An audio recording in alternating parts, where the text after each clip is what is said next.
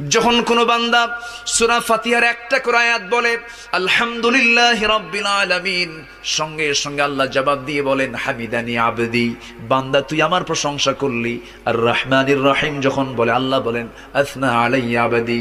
মালিক ইয়াউমিদ্দিন যখন বলে আল্লাহ বলেন মাজ্জাদানি আবদি। এরপরে যখন বলে ইয়াকা না'বুদু ওয়া ইয়াকা নাস্তাঈন পর্যন্ত যখন বলে আল্লাহ বলেন বান্দারে তুই আমার কাছে কি চাস, প্রাণ খুলে চারে বান্দা।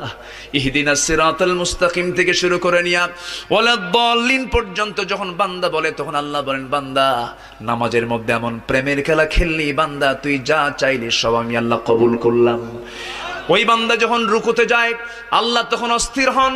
ওই বান্দা যখন সিজদায় যাওয়ার জন্য প্রস্তুতি নাই, সমস্ত ফেরেশতাকে ডাক দিয়ে বলেন ও ফেরেশতারা, এই বান্দাগুলো আমাকে দেখলো না, রাসূলকে দেখলো না, কোরআনকে দেখে হাদিসকে বিশ্বাস করে আমাকে খুশি করার জন্য তার সবচেয়ে সম্মানজনক